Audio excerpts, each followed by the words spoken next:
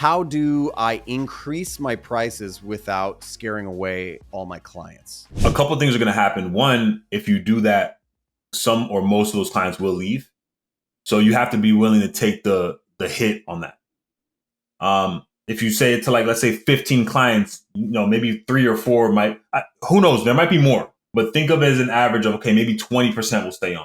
So if you at the most 20% stay on, can that still float you for the next 3-6 months while you go in and get new clients? The second part of that question is increasing your price. There's a few things that you can do to increase your prices pretty instantly. Okay. One, just do it. Just say, okay, right? the thing that I create is a value. I need to increase my price immediately. So let's say you're charging $5K for a web design price, increase it 30-40% off rip. Because if you're creating quality products and you have a book of business and testimonials that are conducive to them saying you're doing a great job, then you can definitely increase your price.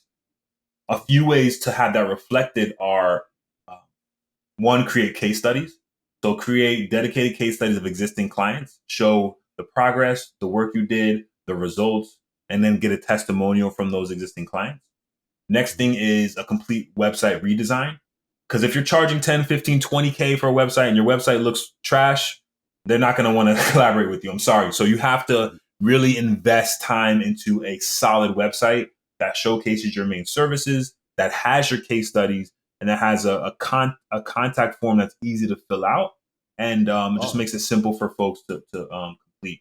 And then the last piece of that, and a lot of folks kind of don't look at this, is focus on getting reviews and having a house or home for them. So Google reviews work really well. If you're doing local business, there's a map pack. So anytime you search for local businesses, it'll show you like the 5 top businesses. And as a small shop, you can do really well against bigger competitors. Because if you have a shop that has 40 reviews and the other big competitors have 5 and 6, who do you think they're going to go with, right? Now, they're walking through your funnel. They visit your website. Your website's dope. You have everything on point there. They look at your case studies. Oh, these look great. Next thing they're going to do is fill out that simple contact form.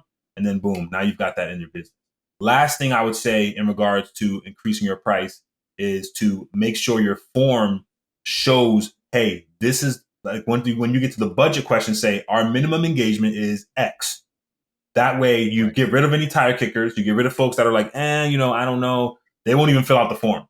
And now you can stick to the folks kickers. I love that. Yeah, actually, I did a video, man. I did a video a couple weeks ago on like how to make your form tie into your price. And it just did really well, man. I got a lot of questions on it, but I think that's going to get rid of a lot of tire kickers. And it helped us. I mean, we really went from charging $2,000 per engagement to 15. And now, most of our projects started around 20K. So it's really going to help you kind of get through that growth path. And then when you start to get those bigger clients, you have even better case studies that you can leverage later on. That's insane. Like, that's so crazy. I did the same thing. Like, I recently, maybe in the last like year and a half, I kind of increased my minimum value and put that right in my contact form, just like you're saying, that like working with me for like UI UX projects starts at 15K. And I get a lot of people going like, yeah, okay, that sounds great. Yeah. Because I dissuaded all the tire kickers, That's like you said. But I love that you said that, like, if you want to increase your prices, like, you got to validate that increase of price. And it was basically what you said was like, you need to look expensive. If you want to charge expensive rates, you have to look expensive. And I don't think a lot of people think about like maybe the flashiness of the website, but they don't think about is the contact form easy to use? Like, there is some general user experience that's going on saying, is it easy to get people into your funnel? Is it easy to get people to understand your services and your offerings? Like, that's a huge thing, And I think the last kind of thing that jumped out at me while you're talking is a lot of people just think, oh, I need to be on Behance and Dribble, and I'll put some sort of amazing piece of work out there. Nobody's contacting me, but they forget about word of mouth, like local listings, like all the other ways in which you can find clients and keep clients. Everyone just thinks it's all about social media nowadays. And I've already done like 3 or 4 of these interviews with like people like yourself, just talented, like people with tons of wisdom. And I haven't heard a single person say that like anything besides word of mouth is the number one way. Testimonials, reviews, do good work.